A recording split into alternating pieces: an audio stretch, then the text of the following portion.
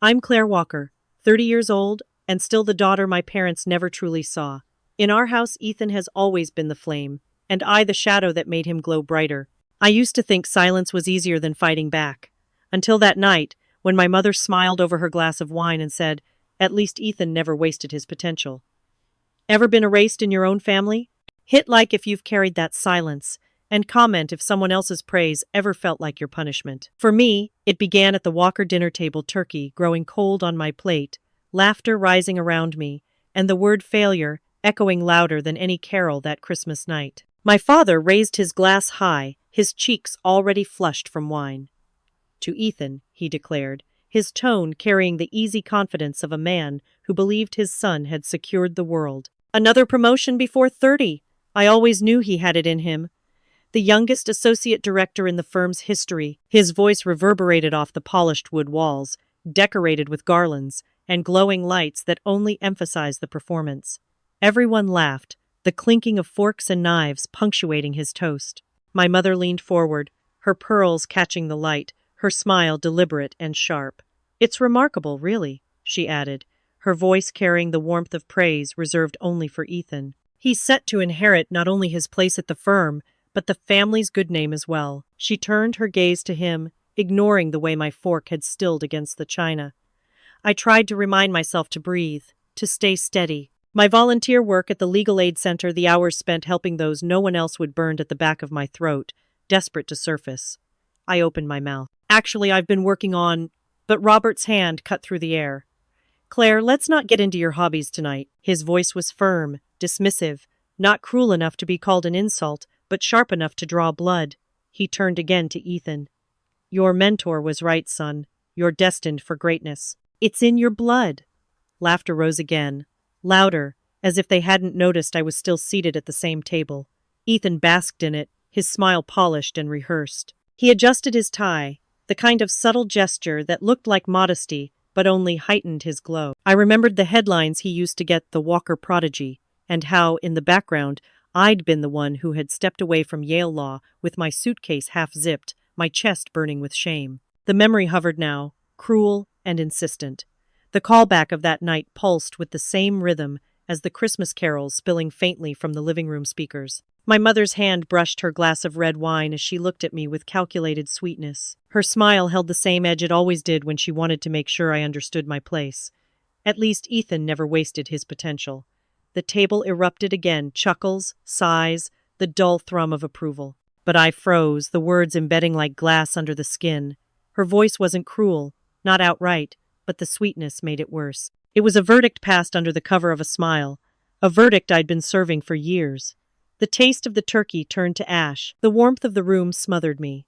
My chair scraped back against the hardwood, loud enough to hush them for half a heartbeat, before the chatter filled in the gap as if I hadn't moved at all. I stepped past the garlands, past the carefully decorated tree glittering in the corner, past the hollow laughter that had never made space for me. When the front door opened, winter slapped me in the face, sharp and cold, and I welcomed it like punishment. I let the door close behind me, muffling the sound of Ethan's laughter and my father's booming voice. Out on the porch, the frost bit my fingertips as I gripped the railing, staring out at the snow-covered street. And all at once, I was back in New Haven, the echo of the night I had walked out of Yale still rattling through my bones. The suitcase handle cut into my palm, the dorm light shrinking behind me, the silence of failure heavier than the night sky. My breath fogged in the frigid Boston air, and I knew some wounds had never closed, only frozen deeper. Cliffhanger. Claire escapes to the cold porch, recalling the night she walked out of Yale. If my family home was a prison, the library was the place I could finally breathe. The tall windows let in the pale January light, soft and gray, against the worn carpet and shelves that smelled faintly of dust and old bindings. It wasn't glamorous, but it was quiet, and for me, quiet was freedom. The echo of my mother's remark, at least, Ethan never wasted his potential, still lived under my skin like a bruise. Every time the memory flared, it pushed me to keep working in secret, here among the stacks, where no one was watching, and no one could cut me off mid-sentence. At a table tucked between the reference section and the community board, I spread out manila folders and stacks of photocopied forms. Pages rustled under my fingers as I guided Mrs. Caldwell, a frail woman with a cane resting by her chair, through the dense paragraphs of her insurance paperwork. Her hands trembled slightly as she tried to follow my notes. "They always make this so complicated," she murmured, peering through bifocals. "I can't tell what half these terms even mean. Deductible, out-of-pocket maximum. It feels like another language." I smiled gently, though my chest tightened at the thought. "That's why I made this chart," I said, sliding a page across to her. "See here? It breaks it down step by step. What you pay monthly, what you owe if you go to the hospital, and what gets covered once you hit the limit." Her eyes widened as though I'd translated hieroglyphics into plain English. "Oh, honey," she whispered, her voice warm with relief. "You've done what even the hotline couldn't. You've given me peace of mind." Her gratitude swelled inside me, filling the hollow space my family's approval had never touched. I packed her papers neatly back into a folder, labeling it in bold marker, "Caldwell, January 2023. Organization gave me a sense of control that the rest of my life refused to offer. Across the table, Daniel Reed had been watching. He was younger than me by a couple of years, a tech consultant who came to the library often, laptop in tow. I hadn't spoken to him beyond polite nods, but today he leaned forward, eyes narrowing as though he'd just spotted something unusual. "You've got a system," he said, tapping one of the folders. "Those aren't random files, are they?" I hesitated, defensive instinct rising. "They're just notes, nothing official." But he was already reaching for one, pausing respectfully, until I nodded. He flipped through pages of flowcharts, sticky notes, case examples I'd documented from volunteering at the clinic. His brow furrowed with curiosity, not judgment. "This isn't just notes," he said quietly. "You've mapped an entire process. Patient intake, insurance verification, even follow-up reminders. Claire, this is a framework." Heat rose to my cheeks. I'd always thought of it as patchwork bits of research, observations, trial and error. I hadn't expected anyone else to look at it seriously. "I call it Guide Nest," I admitted, the name slipping out before I could second-guess myself. "It's supposed to help people who get lost in the maze of healthcare." I didn't think anyone else would see it. Daniel leaned back, studying me. His expression was not pitying, not patronizing, but intent. "You've built a map in a maze," he said, his voice steady. Then he smiled, and for the first time in a long while, I felt like someone was on my side. "Let me help you turn it into a compass." The word struck deeper than he could know. For years, I had been told what I wasn't. Hearing someone recognize what I had built it cracked something open. I nodded slowly, unsure if I was ready, but knowing I couldn't let the chance slip. That night, as I packed away the folders and slid my laptop into its bag, my phone buzzed. The subject line of a new email blinked at me like a flare in the dark. "We'd like to test your platform." A small clinic, one I'd reached out to weeks ago in a whisper of hope, had written back. My pulse surged, a current of disbelief and excitement colliding. Cliffhanger. Claire received her first email from a small clinic. "We'd like to test your platform. Some victories are too fragile to share because one word from the wrong person can shatter them." That thought circled in my mind on a rainy April afternoon as I sat cross-legged on the worn rug in my apartment, the hum of the old radiator competing with the buzz of my laptop. Outside, Boston smelled of thawing earth and wet pavement, but inside my tiny one-bedroom, the air was thick with the sound of keystrokes, the quiet pulse of something that was finally growing beyond me. GuideNest had started as scraps of flowcharts, loose papers hidden in folders I carried back and forth to the library. Now it pulsed with life on the screen. Every refresh showed new numbers. 5,000 users had signed on in March, and by mid-April the count had doubled. 10,000 people navigating the nightmare of forms, bills, and clinics with a tool that I had once been told was foolish. 10,000 souls who might finally breathe easier. The thought made my chest tighten in a way that was half pride, half fear. I remembered my father years ago, leaning back in his chair, his voice so certain as he waved away my idea. "Apps are toys," Robert had said, shaking his head. "No one is going to trust their healthcare to a dropout's half-baked program. Don't waste your time." His words had buried themselves so deep that even now, staring at the undeniable proof of success, I still flinched at the memory. On the coffee table lay a stack of envelopes letters sent to the small P.O. box I rented in the city. I tore one open carefully, the paper damp with the rain. Inside, a shaky hand had scrawled, My husband couldn't get approval for his medication until we used your system. Without Guide Nest, I don't know what we would have done. Thank you." Another letter read, "You saved me weeks of phone calls and hours of tears. I felt like someone finally spoke my language." I pressed the papers to my chest, trembling with the weight of it. These were strangers who owed me nothing, and yet they wrote to say I mattered.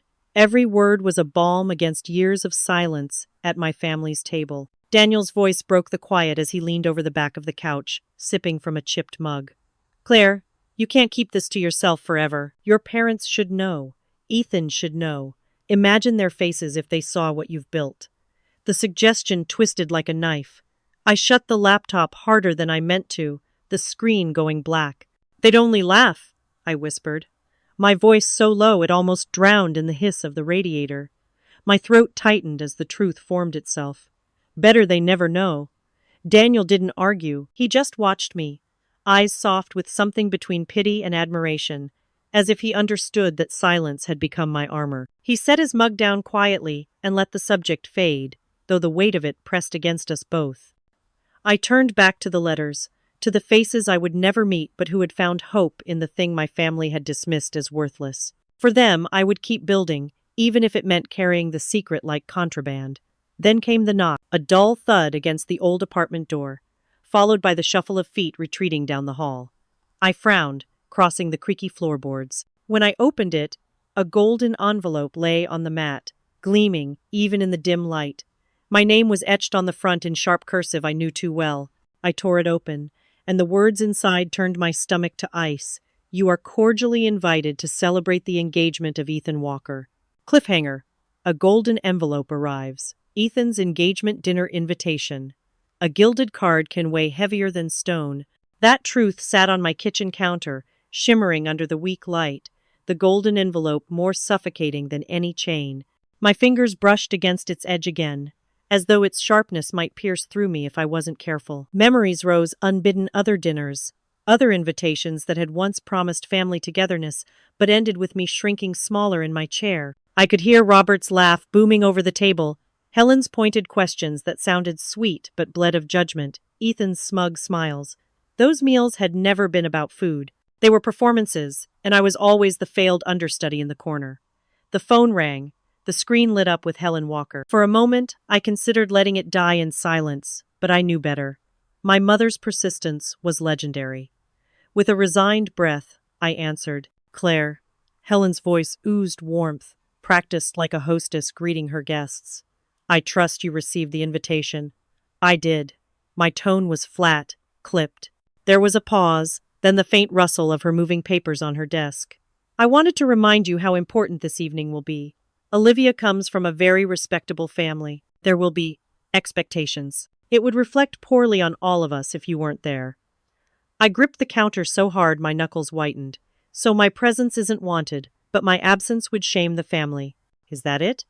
Helen's smile was audible even through the phone. "You've always had such a way of exaggerating. Just remember it's about Ethan, not you." The line clicked dead, leaving me staring at my reflection in the dark window above the sink. Later that night, I pulled my laptop close, the glow illuminating my face as I typed Olivia Grant into the search bar. Photos spilled across the screen. Olivia, with her chestnut hair gleaming, smiling beside Ethan at some charity gala. Olivia, shaking hands with board members twice her age. Olivia, polished in every sense, the kind of woman who fit perfectly into my family's curated world. Articles sang her praises, investment firm rising star, fluent in 3 languages, engaged in philanthropy. She was, in every measure that counted to my parents, flawless. The weight in my chest thickened, pressing harder than the golden card ever could. "Don't," Daniel's voice broke through, steady but sharp, as he leaned against the doorframe holding 2 paper cups from the cafe down the street. "Don't let them drag you back into their theater. You know what this dinner is. They'll corner you this time." I took the cup, grateful for the warmth in my hands. They always corner me. "This time," he insisted, setting his coffee down, "they want you off balance. Ethan's announcement isn't just about love, it's about consolidating the family's story. You, silent in the background, makes him shine brighter." I stared at him, words crowding my throat. He was right. They wanted my silence to be the backdrop of Ethan's brilliance. I turned to the mirror that hung crooked on the wall beside the bookshelf. My reflection looked tired, shadows carving hollows under my eyes, but there was something harder too, something I hadn't noticed before. I pressed my fingertips to the glass, whispering the vow only I could hear. Not this time. The night stretched on. I pulled the worn leather satchel from beneath my bed, the one I hadn't touched in months. Inside, beneath the folds of sweaters and notebooks, lay a stack of pages bound with a thin clip, a 40-page report.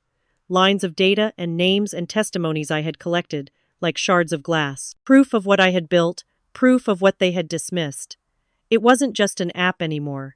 It was a record of voices, of lives improved because I refused to stay silent. I slid my laptop in first, then tucked the report alongside it. My hands lingered on the papers for a beat longer, the weight of them heavier than any stone or card. I zipped the satchel shut, the sound loud in the silence, final in its promise. Cliffhanger. Scene ends with Claire packing her laptop and the hidden 40-page report she keeps as her backup weapon. The chandeliers above glared down on me, as if I were the evening's true spectacle. Their crystals caught every spark of light, scattering brilliance across the gilded hall. But all I felt was the heavy heat of scrutiny. My heels clicked against the marble floor as I followed the maitre d' into the main room, each step louder in my head than the string quartet that played near the entrance. New York glittered outside, but in here, the luxury was suffocating. Tables draped in ivory cloth, centerpieces of white roses and lilies, waiters moving with choreography perfected over years of high society dinners. Everyone seemed dressed in shades of wealth silk, velvet, sequins that caught and held the light. I tugged at my simple black dress, suddenly aware of every threadbare corner of my life. Robert's voice carried above the low murmur of the crowd. He was in his element, chest out, a hand on Ethan's shoulder, radiating paternal pride. Our son, he declared, has achieved more in 30 years than most men do in a lifetime. The circle around them responded with admiring nods, polite laughter, the kind of gestures that turned words into truth. Helen stood nearby, holding court as if she were a queen at her coronation. Her glass sparkled as she gestured toward Ethan, a future partner at his firm, and now engaged to Olivia Grant. Our family is truly blessed. Her eyes skimmed past me like I was a shadow she refused to acknowledge. I found my seat near the edge of the table, the long, polished surface stretching like a stage where I was never meant to perform. Guests sneaked glances at me, whispers curling behind manicured hands. Their eyes were filled with pity, the sister who didn't measure up. Under the table, my hand rested on the leather strap of my satchel. The laptop was tucked safely inside, along with the 40-page report. I hadn't meant to bring it to dinner, not really, but leaving it behind had felt like surrender. So it sat there now, silent but ready, a hidden anchor in a sea that wanted to swallow me whole. Waiters glided in with silver trays, pouring wine, serving courses I couldn't even name. I barely tasted the food. My mind kept returning to a memory that clung stubbornly to me the night I showed Ethan the first prototype of Guide Nest. I had been so proud then, so hopeful that my brother, the golden child, might see me, believe in me. He had barely looked at it before muttering, "It's not scalable, it'll never work." That single dismissal had crushed me for weeks. I never mentioned the app again. Now, with every toast and every laugh that bounced off the chandeliers, the sting of his words came alive again. Helen rose, the room falling into expectant hush as she lifted her glass. Her smile was broad, brilliant, cutting. "We thank God for Ethan," she said, her voice clear enough to carry to every corner of the hall, "for his accomplishments, his dedication, his promise, unlike some who wasted everything." The laughter that followed was polite, restrained, but it sliced through me like shards of glass. My throat tightened, my chest ached, and still I held my glass, unmoving. I felt smaller with every second that passed, pinned under the gaze of chandeliers that saw everything. It was Olivia who broke the spell. She turned suddenly, her eyes sharp, her voice cutting through the air with unnerving clarity. "Wait, are you Claire Walker?" For a second, the banquet hall froze as if every crystal glass had held its breath. The chandeliers seemed to flicker, their dazzling light caught in suspension, reflecting in the stunned faces around the table. My pulse thudded in my ears as Olivia's words hung in the air, heavy enough to silence even the constant hum of dinner chatter. She leaned forward, her posture elegant yet unyielding, eyes fixed on me with unnerving precision. "You're Claire Walker," she said again, her tone a statement rather than a question. Every guest within earshot turned their heads, curiosity flaring like sparks across dry kindling. The silence cracked into whispers. Who was I? What was I hiding? Why had she called me out? Ethan shifted in his chair, his glass pausing halfway to his lips. His polished smile faltered for the first time all evening. "Olivia, sweetheart," he began, his voice too smooth, too careful. "There must be some confusion." "There's no confusion." Olivia's interruption cut like a blade. She straightened, her gaze sweeping across the glittering hall before settling back on me. "Claire is the creator of Guide Nest, isn't she?" The words hit harder than I expected. Heat surged to my face. An instinct told me to deny, to shrink, to vanish under the table. But it was too late. The whispers grew louder, rolling down the length of the table, rattling forks against porcelain. Helen's painted smile trembled, though she fought to maintain it. "Guide, what?" she asked, her voice thin and incredulous. Olivia didn't wait for permission. She launched into the story, her words sharp with conviction. "My younger brother collapsed last fall, undiagnosed heart condition. We were drowning in paperwork, insurance rejections, endless phone calls. Someone told me to try Guide Nest. It mapped every step, connected us with specialists, cut through the chaos. That platform saved his life." She turned, her voice swelling with both gratitude and fury. "And this woman, your daughter, built it." Gasps rippled through the guests. The polished veneer of small talk shattered as people leaned closer, whispering, speculating. All eyes fell on me, the invisible Walker suddenly dragged into the spotlight I had never been allowed to claim. Ethan's jaw tightened, his face paling as if someone had yanked the ground from beneath him. Robert blinked, struggling to process, his hand curling tighter around the stem of his wineglass. Helen's lips parted, but no words came, only a faint shake of her head, as though she could erase Olivia's declaration by sheer denial. I felt the weight of years pressing down on me, every dismissal, every whispered judgment at dinners like this. And now, Olivia's voice carried like a bell, tolling the truth I had kept hidden. She rose, glass in hand, her tone swelling so even the quartet in the corner faltered to a stop. "This woman saved my family. Without her, my brother would be dead." The hall erupted in a cacophony of murmurs, astonished gasps, even a few scattered claps that died quickly under the tension at the head of the table. My chest heaved as though the very air had thickened, my secret dragged into the open by someone I barely knew. Then came the crack of steel on porcelain. Robert slammed his knife down against his plate, the sound slicing through the chaos and demanding silence. His voice thundered, stripped of all polite veneer. "Claire, why hide this from us?" Applause came too late. It sounded like knives dulled by rust. The echo of it clung to me even after I left the glittering hall, my heels striking the marble as if I were fleeing a crime scene.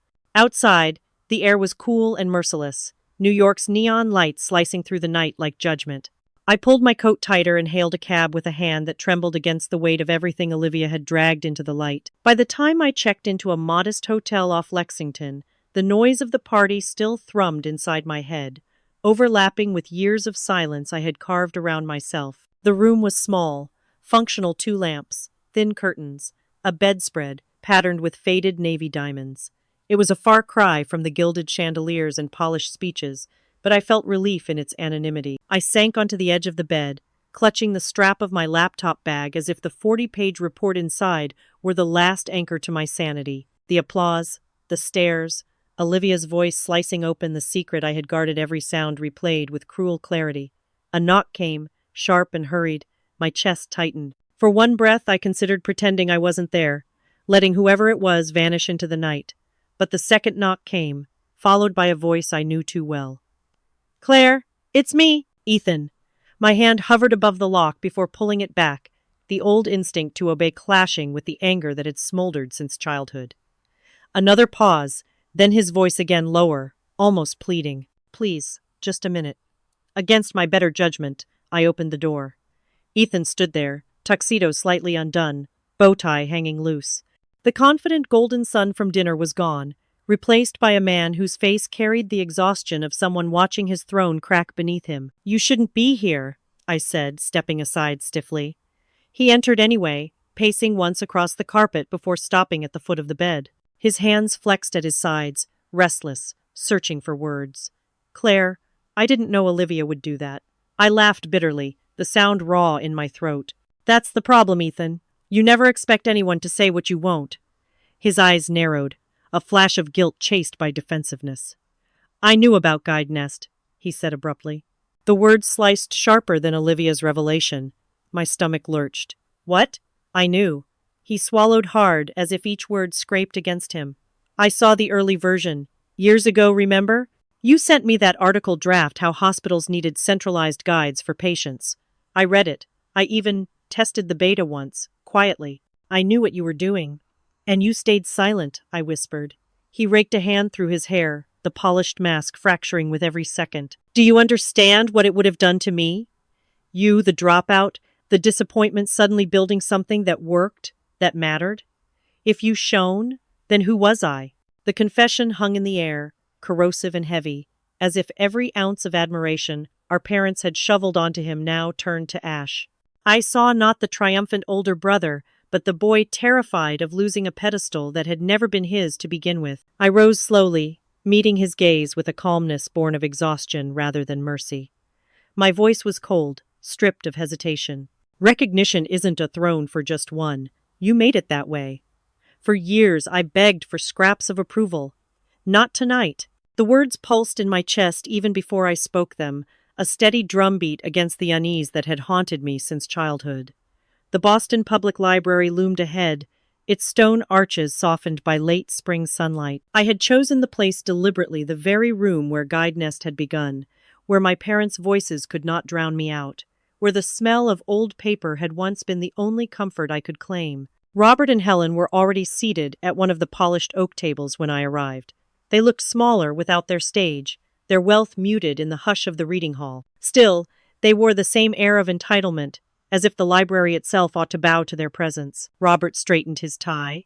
Helen adjusted her pearl earrings, the rituals of people who expected to be listened to. Claire, Helen began with a fragile smile. Thank you for agreeing to meet. We, your father and I, wanted to speak without all the noise. Noise. That was what she called the exposure, the humiliation, the whispers that had spread after Olivia's revelation. I sat down, folding my hands, letting silence stretch long enough for her smile to falter. Robert cleared his throat. We may not have expressed it well in the past, but we're proud of you, truly. His words fell stiff, rehearsed. Guide Nest. It's impressive. A contribution, really. My lips curved in a bitter almost laugh. A contribution? Like a donation to one of your charity galas? Helen's face pinched. That isn't fair. No, I said evenly. What hasn't been fair are the years you reduced me to nothing. Every Christmas dinner, every family tea, every time you compared me to Ethan. You carved failure into me, until it echoed in my own bones. My voice did not rise, but the calm cut deeper than shouting ever could. Helen's hands fluttered helplessly against the table. We only wanted the best for you. If we pushed... You didn't push, I interrupted. You mocked. You humiliated. And when I tried to share what I was building, you laughed. Robert leaned forward, his expression rigid. The past is past. What matters is how we move forward as a family. As a family? I repeated, meeting his eyes. Then listen clearly. From now on, our relationship lives by my rules, not yours. The words rang out steady, firm, louder than the whisper of turning pages in the hall. I felt something release in me as I said it, as though the weight of their approval had finally slid off my shoulders. Helen's composure cracked. Tears welled, spilling over as she pressed a trembling hand to her lips. The sight might once have undone me, but not now. Robert, by contrast, froze in place. His fists tightened against the polished wood, knuckles whitening, his face unreadable, a mask carved from stone. The heir to the Walker legacy sat in his office, staring at a kingdom that felt like sand. Ethan leaned back in the leather chair, the skyline of Manhattan glittering through the glass behind him. Yet the lights outside mocked him, each one a reminder that his glow had dulled since that dinner, since Olivia had turned the spotlight toward Claire. His desk was cluttered with unopened envelopes, reports from the firm, congratulatory notes that now rang hollow. He rubbed his temples, hearing Robert's voice in memory. Legacy belongs to you, Ethan. The phrase had once been a crown, but now it pressed down like an iron shackle. He could feel his grip on it loosening with every whisper of Claire's name in business circles, every mention of Guide Nest as the innovation of the year. The door opened softly. Olivia entered, still in her evening dress though her heels dangled from her hand. She crossed the room with a poise that was more intimidating than tenderness. Setting the shoes on his desk, she folded her arms. "You've been sitting in the dark for hours," Ethan exhaled sharply. "I can't escape it, Liv. Every news feed, every guest at that dinner, everyone saw her, not me. Do you know what that feels like?" Olivia's gaze was steady, unwavering. "What it feels like is justice finally tipping the scales. Claire worked in silence for years while you basked in your parents' applause. Maybe it's time you asked why you needed to stay on that pedestal so badly." He bristled. "I earned it. Every deal, every late night. You earned some of it," she cut in. "But you also let her drown under your parents' scorn because it made your own applause louder. That isn't strength, Ethan. That's cowardice." Her words stung, and for the first time in years, he didn't have a retort. His shoulders sagged, his jaw clenched as the truth gnawed. "You don't understand," he muttered. "If she shines, then what am I? Where does that leave me?" Olivia stepped closer, her voice low but fierce. "It leaves you as her brother. It leaves you as a man who could have celebrated her instead of competing with her. If you want me by your side, Ethan, then listen carefully. Grow, Ethan, or lose me." Her ultimatum hung between them like a blade. For a moment he imagined arguing, bargaining, reshaping the truth until it fit his pride. But Olivia's eyes told him there would be no compromise, no indulgence of his weakness. When she left, the silence returned heavier than before. Ethan turned back to his desk, the glow of the computer screen throwing harsh light across his drawn features. Dozens of press articles gleamed on the screen, praising him as the Walker heir, the rising star of finance, the golden son. His hand hovered over the mouse, his breath ragged. One by one, he dragged the files to the trash. The headlines disappeared into digital nothingness, leaving the cursor blinking like a silent judge. Sometimes freedom begins with a single email. I didn't realize how true that could be until the afternoon sunlight spilled across the rows of mismatched desks in the modest Guide Nest office. The hum of computers, the muted laughter of volunteers, the shuffle of papers, all of it filled the room with an energy I had never felt at home. For once, the air was mine to breathe. The walls bore taped-up notes, sketches of features still in development, and a map with pins spreading wider each week. Daniel leaned over one of the desks, explaining a coding fix to a college intern who had volunteered part-time. He glanced up when I entered, offering that familiar half-smile that had steadied me more times than I could count. 40,000, he said, tapping the dashboard on his screen. "We passed it overnight. Users, Claire. That's 40,000 lives depending on what you built." I swallowed, the number heavy and exhilarating at once. Just months ago, Guide Nest had been a fragile idea, a set of files hidden on my laptop. Now it stretched across states, whispered about in medical boards and small-town clinics. I watched Daniel's eyes, saw the pride there, and for a fleeting moment imagined telling my parents. But the thought dissolved quickly. Their approval no longer mattered. The inbox on my laptop pinged relentlessly. Amid requests for information and testimonials, one subject line stood out: Invitation to Philadelphia Health Tech Conference. My pulse jumped. I opened the email slowly, scanning the words that confirmed I had been invited to speak. A keynote slot. A stage. Daniel read over my shoulder, his voice low. "This is it. The moment I told you would come. Remember what I said? One day, you'll stand on stage, and they'll listen." I hesitated, nerves clashing with the thrill. "And if I fail?" He shook his head firmly. "You won't. You've already done the hard part. You created something worth hearing. Now you just need to stand there and own it." The office buzzed around us, volunteers sorting survey results, one of them answering a call from a state official, asking about possible partnerships. The world was beginning to notice. For once, it was not Ethan's name or Robert's boasting that opened doors, but mine. Later that night, long after most had gone home, I lingered at my desk. The inbox chimed again. This time it wasn't from an official or a conference organizer. The subject line read simply, "Thank you from Riverview County." My chest tightened as I clicked it open. The message was from a rural nurse, her words raw with urgency and relief. "Your platform saved 3 lives this week. We had no specialists available, but the guidance gave us what we needed to stabilize patients until help arrived. You don't know us, but you changed everything." Tears blurred the screen. The conference invite had been validation, but this was truth. Proof that Guide Nest mattered, that it reached where my parents' world of wealth and privilege never could. I rose and walked to the window. Boston's skyline stretched into the dark, each light a silent witness. My reflection stared back at me, stronger than the girl who once fled family dinners in shame. My voice was steady as I whispered into the glass, sealing the vow aloud for the first time. This time, I won't hide. The lights hit me harder than any insult ever had. They burned into my eyes as I stepped onto the wide stage, the murmur of hundreds, maybe thousands, falling into silence. My palms were damp, my chest tight, and for a split second I thought I might stumble. But Daniel's words returned, echoing in my memory. One day, they'll applaud you, not him. The Philadelphia Health Tech Conference Hall stretched out like an ocean of faces, doctors in pressed suits, investors with polished expressions, journalists clutching their notepads. The gleam of phones lifted toward me, ready to record, ready to dissect. I inhaled slowly, letting the air settle the pounding in my ears. My hands gripped the podium. For a moment I remembered other rooms, Christmas dinners, where I could barely get through a sentence without being cut off, tea tables where Helen's smile was sharper than any blade. But this wasn't their room, it was mine. I began not with numbers, but with names.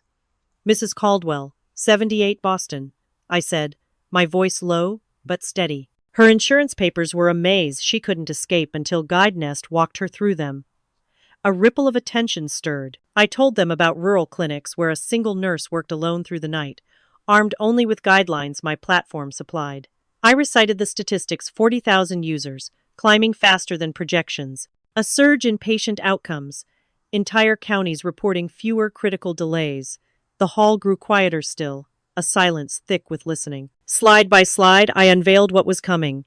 A triage AI to support first responders, translation tools for immigrant patients, secure lines for specialists volunteering hours remotely. My voice steadied, grew stronger. Each story, each data point, was a brick in a foundation no one could tear away.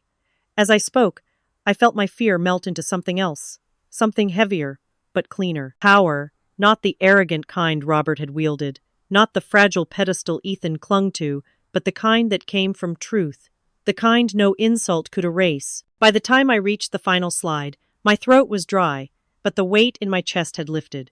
I closed the presentation with words I hadn't planned, but that rose up like they'd been waiting years. For too long, patients and families were left in the dark, fighting alone. We built Guide Nest to be the light. And tonight, standing here, I can tell you, we're just getting started. The hall erupted. First a wave of hands clapping, then a roar. People rose, the sound swelling until it felt like the ceiling itself shook. A standing ovation, surging forward like a tide. I gripped the podium tighter, my vision blurring not from fear this time, but from the impossible weight of being seen. For once, the applause was mine. I stumbled off stage, my knees weak, the roar still echoing behind me. Backstage, Daniel was waiting, eyes bright. He didn't say a word, just nodded, as if to say, see. My phone buzzed in my pocket. I pulled it out, expecting a message from him, maybe even from Olivia. Instead, it was from an unknown number. A nurse. The words on the screen glowed through my tears. You spoke for us. Thank you. Not all silences are peaceful, some are suffocating. The air in the hotel lobby was thick, the chandelier light reflecting on polished marble, and though voices hummed around me, conference guests congratulating one another, journalists packing up their notes, I felt the hush of another kind of silence pressing in.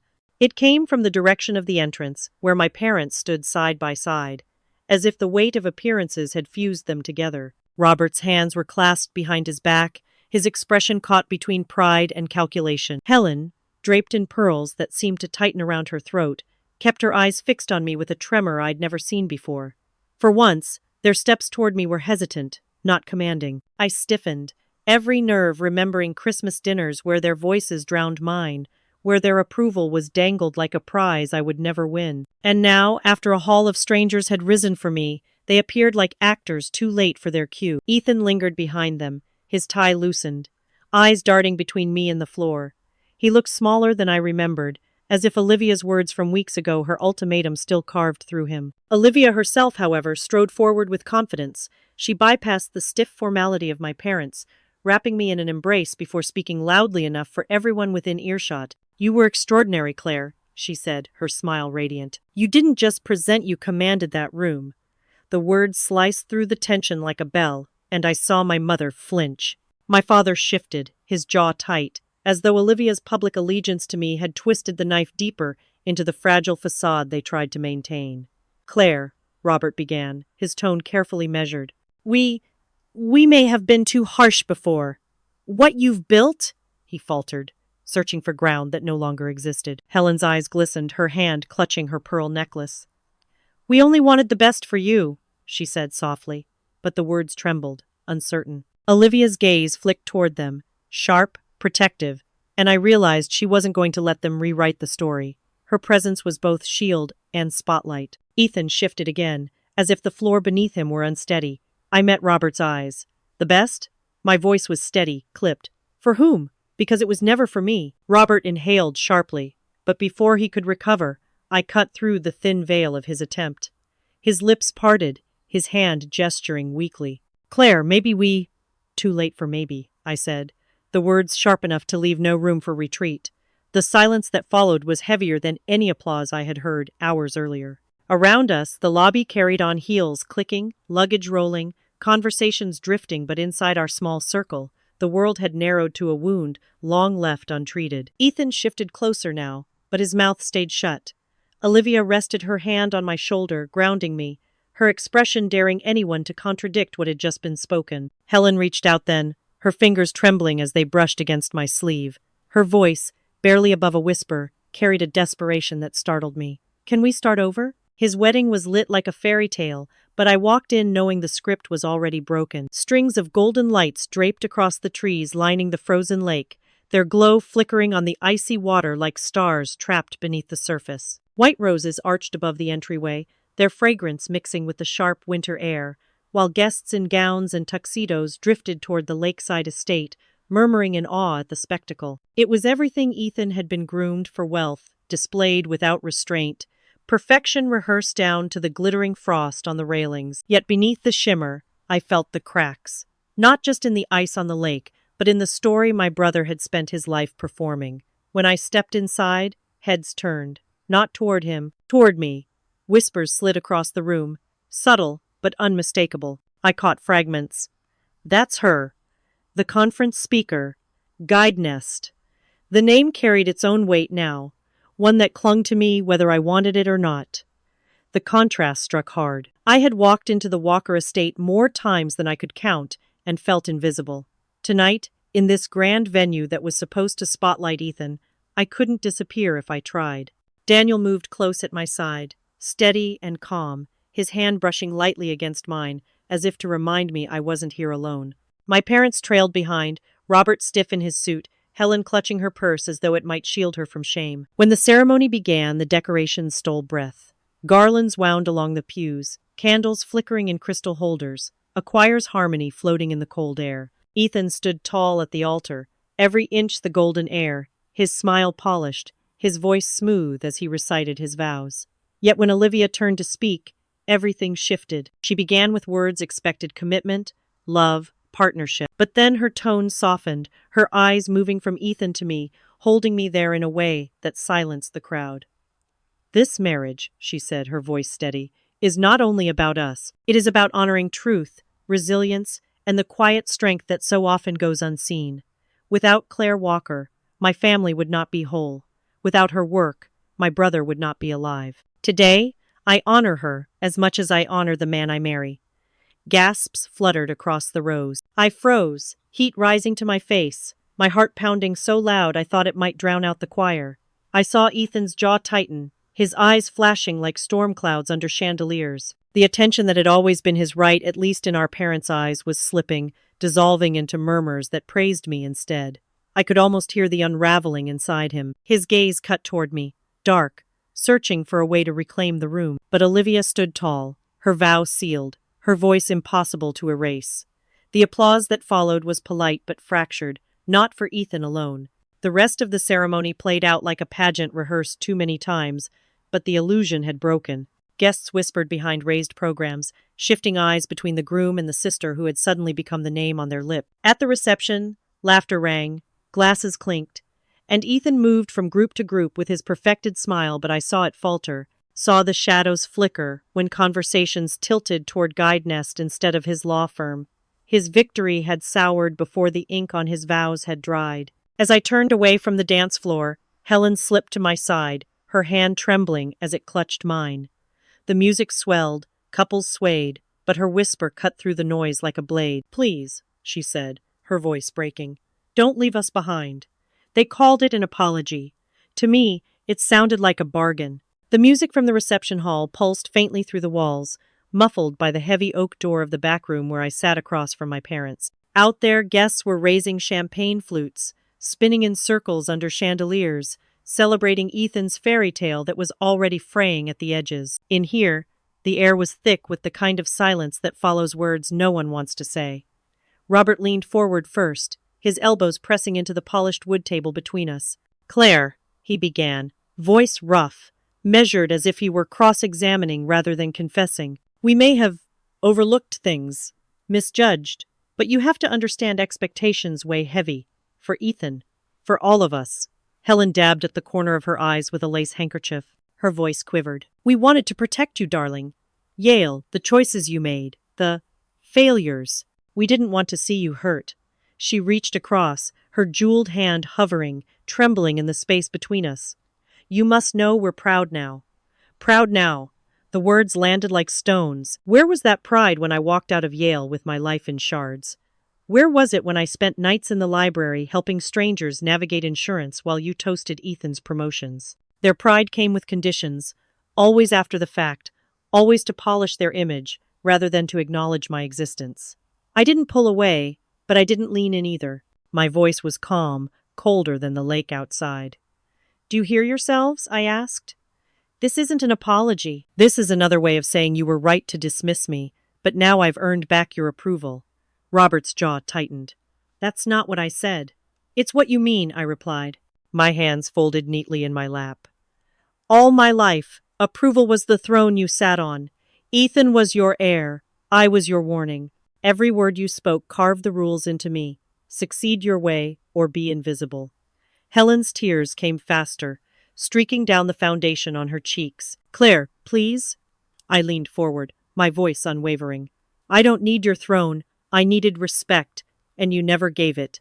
The words hung in the air, heavier than the chandeliers outside. Robert's face shifted anger first, then something brittle, almost like recognition. He collapsed back into his chair, his hands gripping the armrests, as if the weight of what I'd said had stolen the ground beneath him. Helen covered her face, the sobs she'd once hidden in polished smiles spilling freely now. The woman who had raised her glass at dinners to praise Ethan now broke in front of me, shattered not by my failure, but by my refusal to bend anymore. For the first time, I wasn't waiting for their response. I wasn't hoping for another chance at love given on their terms. The silence in the back room wasn't suffocating this time. It was mine. For the first time, no shadow stretched over me. The sky was still ink black when Daniel steered the car onto the interstate, the taillights of the last wedding guests shrinking behind us. I had slipped away before the cake was cut, before another round of hollow toasts, before anyone else tried to offer a bandaged word to cover decades of scars. The night had ended not with fury but with quiet, and in that quiet I discovered a kind of freedom I'd never known. The hum of the tires on the asphalt was steady, almost soothing. Daniel drove without questions, his profile calm in the pale wash of the dashboard lights. He knew better than anyone that I didn't need conversation right now. I needed space to feel the truth of what I had chosen. My phone buzzed in my hand, the glow lighting my lap. A new message had arrived from a nurse in a town I had never been to, someone I would likely never meet. "Your platform saved 3 lives this week. I don't have words, but thank you." My chest tightened, not from pain, but from release. These were the voices that mattered, the proof etched into lives, rather than approval speeches. I thought of the years I had wasted straining for nods around my parents' table, the suffocating belief that only their recognition could validate me. Yet here I was, receiving gratitude from strangers whose lives had shifted because I had refused to give up. Their voices formed a choir that my family's silence could never drown. Daniel glanced at me briefly, the faintest smile tugging at his mouth. "Another message?"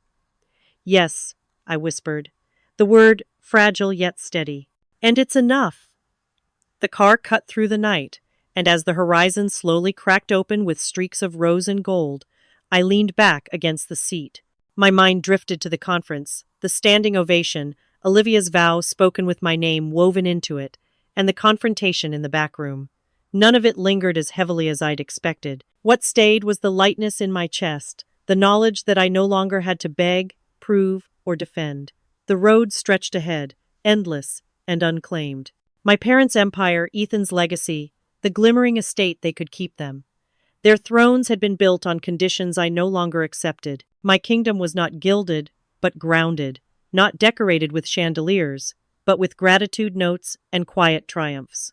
I lowered the phone into my lap, watching the first slice of sun crown the horizon. My reflection in the window looked different, older, steadier, unburdened. Recognition is sweet, I said softly, almost to myself. But freedom is priceless. Daniel didn't answer, but his hand tightened on the wheel as if he understood every word. The light spilled across the car, warming my face, turning the night's ghosts into silhouettes that vanished with the dawn. I smiled an unforced, unguarded smile while the sun rose higher, washing the road in promise. Betrayal had once defined her story, but by the end, truth and courage had rewritten the script. Justice did not arrive in a single moment. It built itself across choices, wounds, and defiance, until the very walls meant to silence her collapsed. When injustice is met with unwavering resolve, the final verdict can echo for a lifetime, reminding us that fairness may be delayed, but never erased. Freedom is not granted by thrones or titles. It is carved by those who dare to rise when no one expects them to. If you found power in this journey, like, share, and subscribe, and drop your thoughts below. Comment 1 if you felt her struggle as your own, or 2 if you believe the story left more to be told.